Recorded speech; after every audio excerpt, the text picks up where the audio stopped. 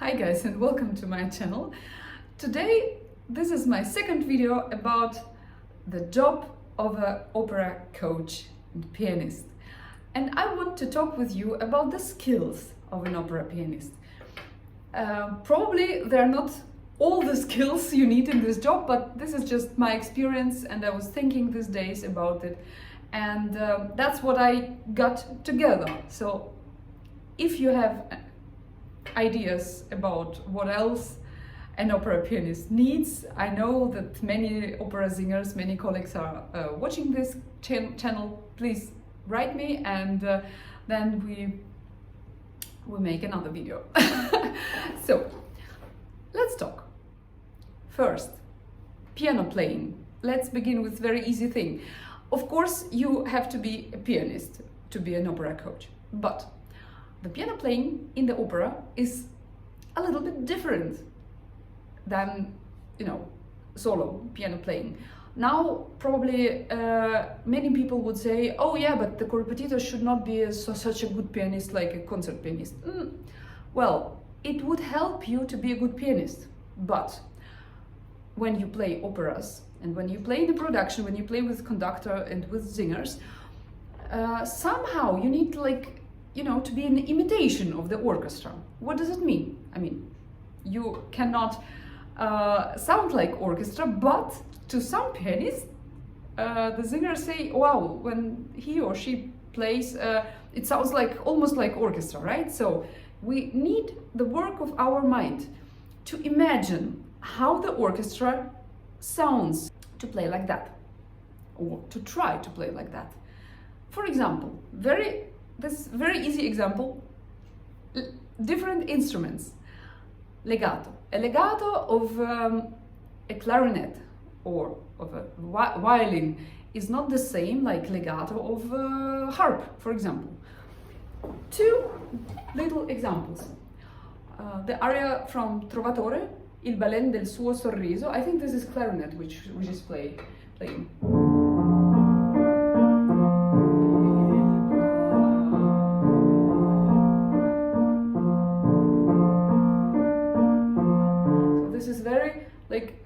Big line, da, da, da, da, da, da, da, and you need to play very legato, like this. And imagine this sound of the clarinet, because that helps the baritone, to lean on this line and do the bel canto legato himself. Then a very similar structure, arpeggi, but from very different music. Yevgeny Onegin, Tchaikovsky, the first duet.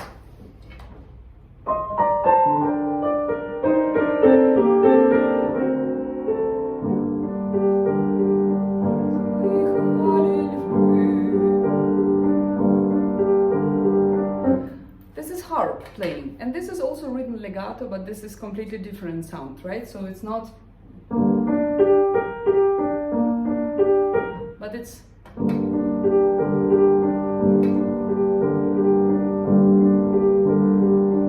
yeah, and so on. And also in tuttis, in forte places, we need to think about the orchestra. Also, another tip, that was a tip from my professor. As I finished my music academy studies, my concert diploma, and I told my professor I got the job in the opera house, he told me, you need to practice every opera exactly as serious as you practice your solo repertoire. And that's what I did my first years. Like every new opera, I practiced it as it would be Beethoven's sonata, with every articulation, every note, whatever. Of course, then you cannot play every note in a piano score, in a vocal score of the opera. That's not possible, yeah, especially in very difficult things. But you can, of course, do it in Mozart operas. You can do a lot what's written in Verdi operas, also in Puccini operas, actually, and that keeps you on a very good pianistic level. And that helps to get every production on a good musical level, because the singers are really appreciating this. Try to be patient and to work hard. Don't think that the Korrepetitor should just, you know, make some musical cloud under the singer. It's not like this. We have a very leading part in a production to get the musical level on top. The second thing I want to talk about, and this is very, very important and probably the number one, is Prima Vista playing. So we just talked about piano playing, and Prima Vista playing is so important in this job. You have to play Prima Vista all the time. Also, if you practice. That can happen that you practice your operas and you are prepared for the daily job. But then it comes to an audition, for example. And then you have 5 singers or 10 singers to accompany in an audition, and every singer brings a different repertoire that you probably don't know.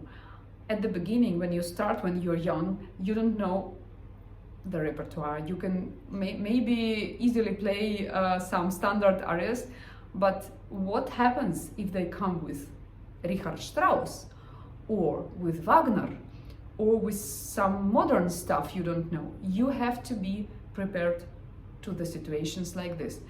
How to practice Prima Vista? Practice. You have to practice it. You have to practice it all the time. And if you do it a lot, you will get better and better with the time. Also, when you practice 2 or 3 operas of Richard Strauss, when you worked on it, the next music in this style will become easier and easier.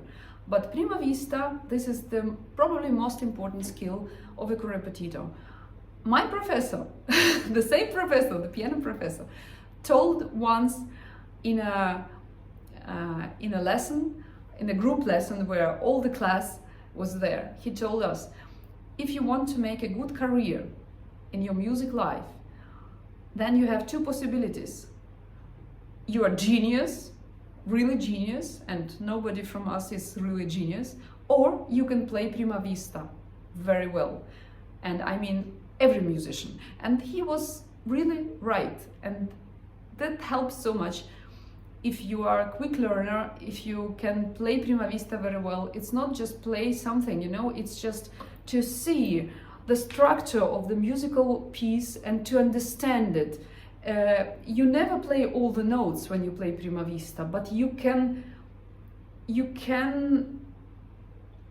construct already something which is similar to the product that should come at the end, and that helps you very, very much.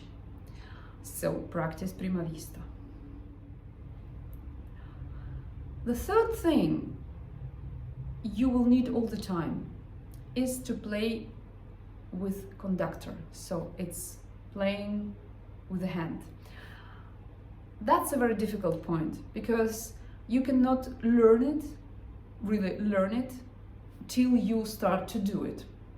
If you are lucky and if you're a student in a university where you have a conducting class and you can work there with the conducting students, you can learn it without the stress. But mostly that's not like this.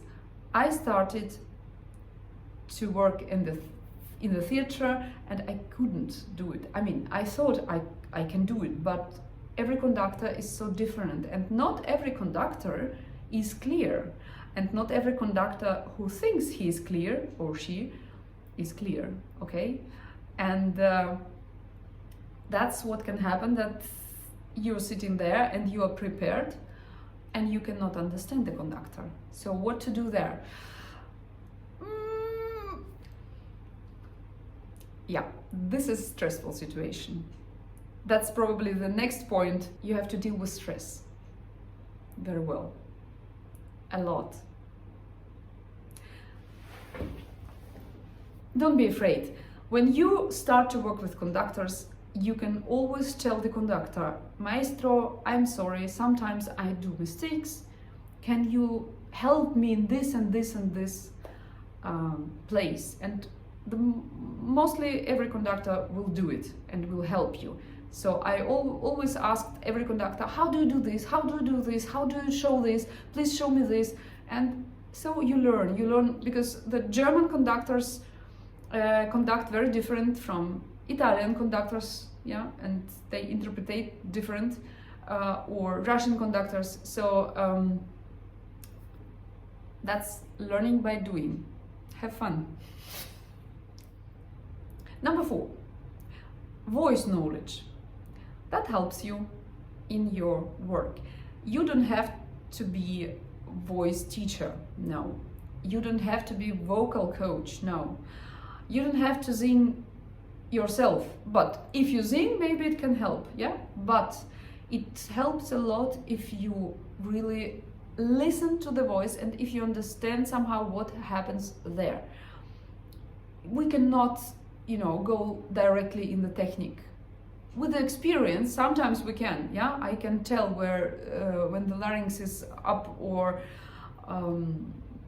also phonetical, like vocal positions and all this stuff, but it's a good skill to feel the voice, to feel the breath of the singer, to feel the body of the singer, and to help the singer with your feedback. They appreciate it. How to learn? Listen to singers, listen to the good singers, and listen to the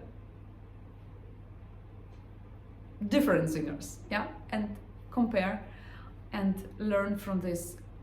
Try to work maybe in a singing class, in a vocal class, to listen what the teachers are telling. Don't believe everything, just compare with another singers, and this is experience. Next one, languages. Of course, you need languages. Not so much to talk about this, but that's good for you if you are familiar with Italian and with German. That's what you need for sure to work in Europe. If you work in France, you definitely need French. I don't speak French, but I learned like basic phonetic and I can work with French stuff, but not as a specialist. And English, you need to work with international people anyway, but the first thing you need is Italian and German. One thing I would like to talk is thinking process, your mind. We are always in between of accompanying and leading, right? So this is like a conflict. When you're just playing with a singer, like art songs, lieder, duets, whatever, you are accompanying, yeah? So you listen to the singer, you are accompanying. But when you work with operas, you need to lead, but in a way that nobody thinks that you are leading, So, because the conductor thinks he is leading, right? Or she, the conductor is leading. Sometimes it doesn't work. So we have to be like always flexible in our energy, in our intention. We need to accompany, but never be one step behind. We always need to think 2 or 3 steps in front. What is singer going to do next, and what is the conductor is going to do next?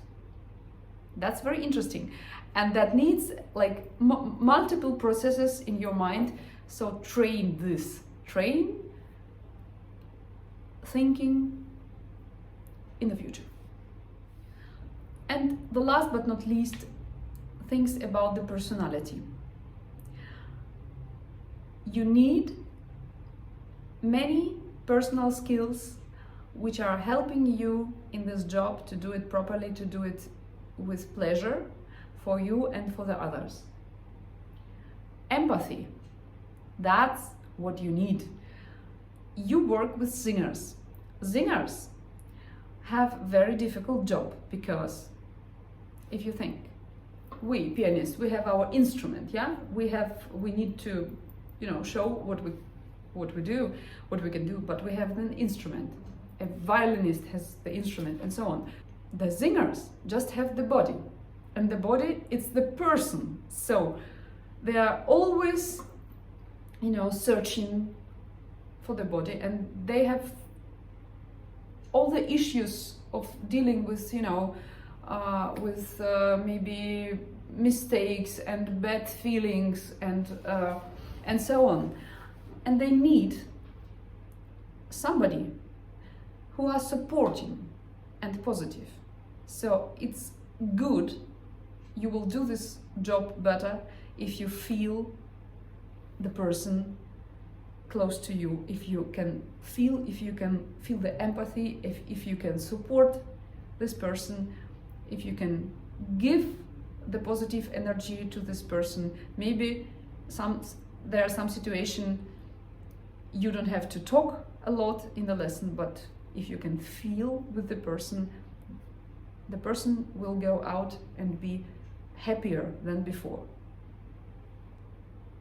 Of course, you will need patience.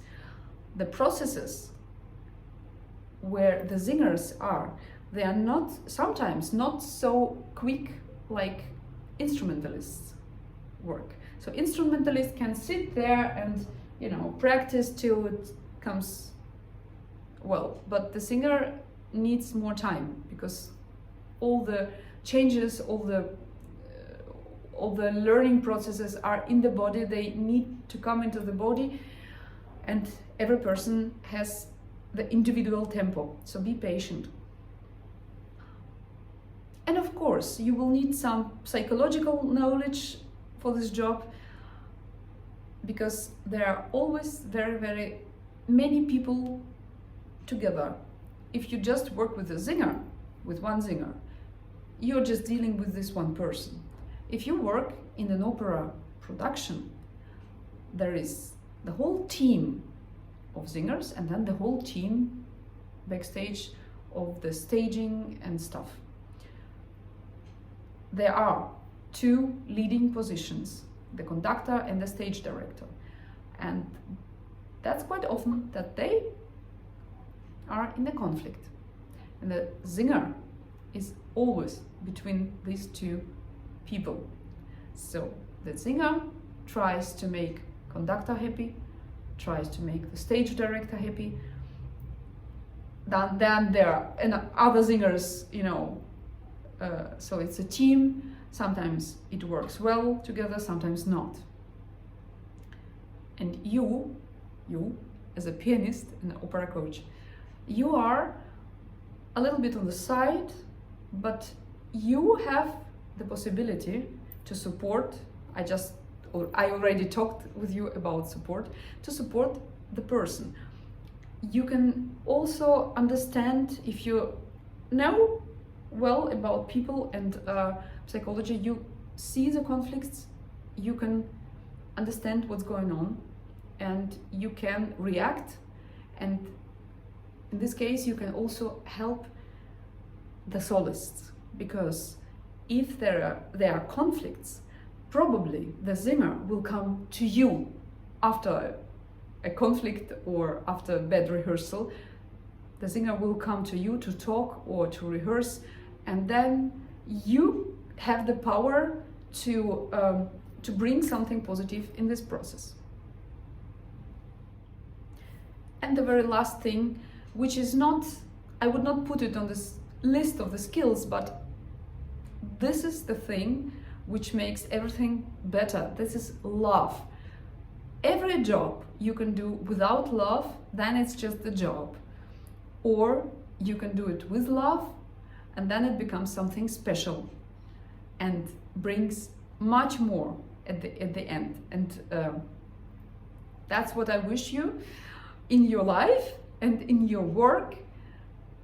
Doesn't matter what you're doing for life.